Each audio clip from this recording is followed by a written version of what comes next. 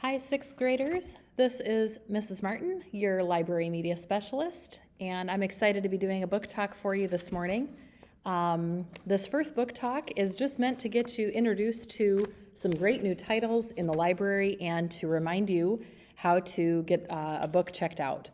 And so I'm going to go through, I think, 7 or 8 different books with you and then give you some reminders and some helpful tips at the end. Feel free to write down some of these books or record them in a way that you'll have ideas and titles that you can go back to, especially if you are already reading something right now. Some of these books might sound good, some of them might not be your style, and that's okay. The idea of these talks is to share a variety of different books with you. So let's go ahead and get started. The first book I'm sharing is The Honest Truth by Dan Geimenhardt. You can see from this slide that I've got the cover of the book, and in the top right-hand corner here, I've got the genre. So this book is realistic fiction.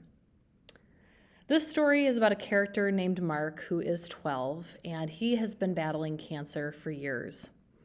The cancer has come back again, and so Mark has decided this is his last chance to make the climb up to the top of Mount Rainier in Washington. This adventure is something he has looked forward to doing at other points in his life, and he's decided this time he's going to do it. He takes his dog with him. He leaves his parents and his best friend Jesse behind to take on this adventure. But along the way, there's a lot of different setbacks that create a great deal of suspense in the story. The way the book is written is in alternating chapters between Mark's point of view, telling about his journey, and then also the perspective of the people who are looking for Mark, wanting to find out where he's at. They know that he's out there somewhere. They're worried about him. They're concerned, and they're trying to find him. This is a beautifully written story. It's a bit of a tearjerker. But just a lovely book, and it's one that you absolutely won't forget. So check this one out, The Honest Truth by Dan Geimenhardt, if you like that kind of a story. The False Prince by Jennifer Nielsen is an adventure. This one is about a kingdom where civil war is brewing. And one of the noblemen of the court, Connor, is trying to bring together the people who are divided and has decided the way to do that is to find someone to impersonate the king's long-lost son. He comes to an orphanage, he takes 4 orphans and decides to train them to basically compete for the role of the prince. He's going to get one of them to impersonate or play the part of this prince, and he's got to train them in sword fighting and all kinds of other skills to be the most convincing person to be in front of the people to play the part of this prince. Sage is our main character. He's one of the orphans who's being trained for this job. He realizes, though, that Connor's motives are, more than questionable. It's pretty clear that Connor is not just in it to have a prince stand up and do this job. It's evident that there are more sinister or evil plans at work. Read this book to find out what Sage does when he discovers this plan and how it all kind of falls apart. It's a very exciting adventure. I loved this book. Couldn't put it down. The False Prince by Jennifer Nielsen. The Last Dog on Earth by Daniel Ehrenhaft, a science fiction story, maybe hitting a little too close to home these days because it starts with a mysterious disease sweeping through the country. In this story, though, it's about a boy and his dog, as you can see from the cover. In this book, Logan, the main character, is a person who doesn't like anyone, and neither does the dog, but they like each other, and so they get along well. When this disease sweeps across the country, the way the disease is, taking things on, it's turning dogs into these awful, vicious, raging predators. Jack, the dog, isn't infected, but that isn't keeping her safe. at this point because people are shooting dogs on sight, expecting that those dogs are eventually going to get the disease. And so Logan's parents want to hand Jack over to the authorities before anything happens, before there's danger. Logan is not interested in waiting around. So Logan and Jack are on the run. They've decided they're going to take off, and they believe there's nowhere they can go, there's no one they can trust except for each other. Obviously a very adventurous book. Find out what happens to Logan and Jack in The Last Dog on Earth. Another adventurous story, Stormbreaker, the first in the Alex Rider series. Alex was told his uncle died in a car accident, but when he sees pictures of his uncle's car and sees that it was riddled with bullet holes all over the windows and the windshield, it's pretty clear that was not the case.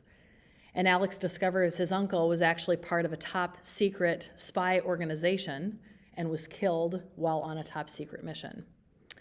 Alex finds himself in the middle of terrorists and needs to outsmart the people who want him dead. This is the start of a very exciting series about being a teenage spy operative, and Stormbreaker is book number 1. Try this one out if you love suspenseful, thrilling books. If you're looking for something funny, Last Kids on Earth is a series by Max Brallier. Ever since the monster apocalypse hit town, 13-year-old Jack, who's been just your average kid, has been living in his treehouse, fortified with Oreos and Mountain Dew, playing video games, and ready to fight off all kinds of monsters and zombies. There's a big monster, it seems to be kind of crazy intelligent, by the name of Blarg. And with the help of a couple of his friends and a crush, our main character Jack has decided that he has to save the world. They're the last kids on Earth. They're going to be the ones to do it. Can they manage to do so and be above average finally? This is the beginning to that series. It's full of illustrations as well, and it's just plain fun. If you love to laugh and you love a little bit of that end of the world kind of humor, I guess, thrown in, Last Kids on Earth would be the series to pick up, and this is the first book in that series. The Truth as Told by Mason Buttle by Leslie Connor is in our mystery section. Mason is the biggest, sweatiest kid in his grade, and everyone knows he has a learning disability. He can barely read or write. On top of all that, 15 months ago, his best friend Benny turned up dead in the Buttle family's orchard. An investigation has been going on ever since Benny turned up dead. Mason is a very honest kid. He can't understand why the lieutenant keeps asking questions and doesn't seem to believe the story that Mason told about that day. Both Mason and his new friend, Calvin, are relentlessly bullied by these other boys in their neighborhood. And then Calvin goes missing, and Mason finds himself in trouble again. He has a friend who's died. He has a friend who's missing. Will anyone believe him when he says he doesn't really know what happened? You've got to read this book to find out. You're going to really feel for Mason in this story. Check this one out, The Truth as Told by Mason Buttle. See if you can solve the mystery by Leslie Connor. King of the Mole People by Paul Gilligan. I guess I was in kind of a funny mood when I made this book talk. You can tell from the illustration on the cover. This is just perfect for those who love Diary of a Wimpy Kid. This is a kid who, well, let's just let the trailer actually tell you a little bit about this series first.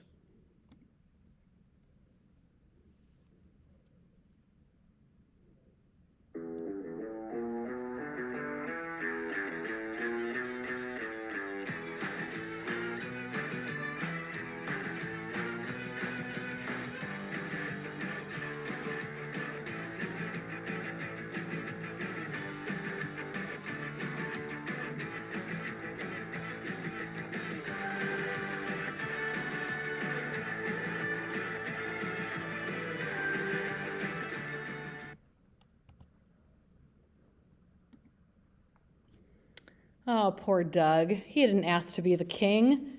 He thought middle school was tricky enough, and it's nothing compared to navigating the feud between the mole people, the slug people, the mushroom folk, and the stone goons, not to mention preventing giant worms from rising up and destroying everything. And unfortunately, it's up to him to restore the order. If you want to find out what happens when a kid who didn't want to be king has to be king anyway, has to try and make everything work out, you could read this first book in the series by Paul Gilligan, King of the Mole People. I wanted to remind you that we have so many books on the Mac and Via app as well, and you can access that using the Mac and Via app on your iPad. You can go back to that little tutorial that was shared with you in your English classes. You can also access it by going on the library homepage, and I'll show you that link here. The book I want to talk about just briefly today is Stargazing by Jen Wang.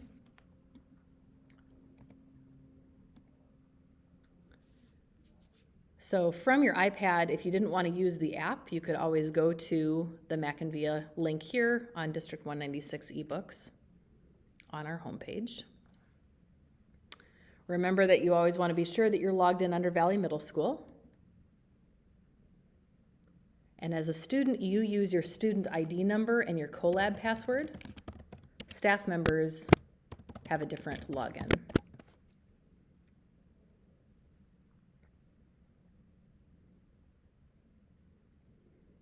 There are so many ways to find good books using the Mac and Via app. We have a lot of graphic novels available on Mac and Via, as well as in our library. So I just wanted to show you that one way you could do a search for graphic novels is by using this categories button on the left-hand side.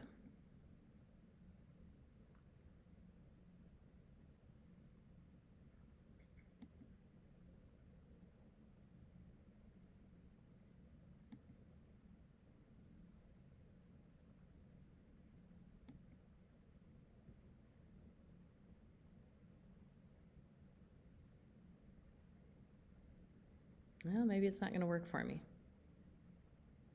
Well, I'll have to come back to that at a later time.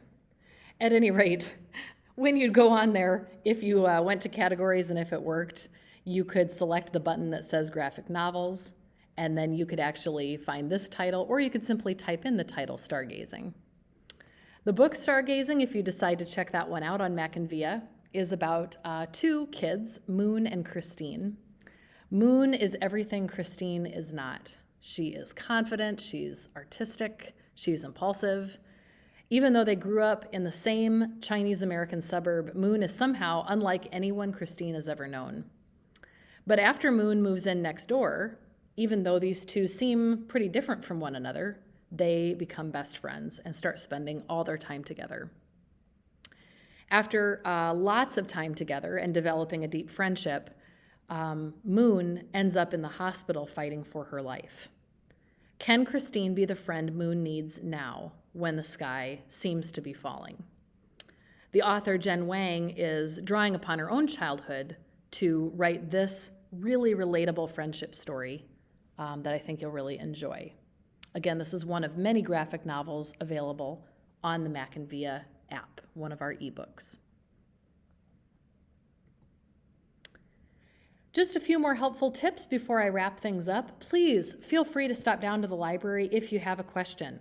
I know you aren't able to come down and browse the shelves, but come down if you need help with your iPad, if you need help figuring out how to place a book on hold, or if you have other questions that we can help to answer. Some tips about using the catalog and doing some searching. If I'm searching a title, say the book A Long Walk to Water, I just want to show you that there might come up with multiple, examples of that title. And you'll see here that this has a print version, an audiobook version, and an ebook version. Just a note to you to be sure that you are placing a hold on the print book and not on the audiobook or the ebook. Also, something to be aware of when you place a book on hold, some books are going to be a part of a series, And you'll want to be sure that you're placing a hold on a book in a series, being sure that you've read the other books ahead of that book. For example, if I wanted to place a hold on Arusha and the Song of Death, even though it comes up first on this list, it's actually book number 2 of the series. If I haven't already read Arusha and the End of Time, book number 1, I'd want to read that one first. So just something to be aware of. Be careful about that with the series, because in most series, you do want to read the books in order. And a last reminder to please wait on that Schoology message before stopping down to the library. I know that when you do put the hold on the book in Destiny Discover, it does pop up immediately with, your book is ready, or hold is available. That just means the book is on the shelf. It doesn't mean that Mrs. Kump has pulled it for you and checked it out.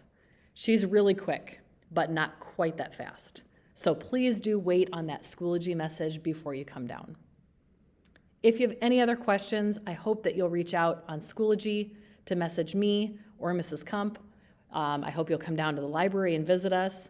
And in the meantime, happy reading.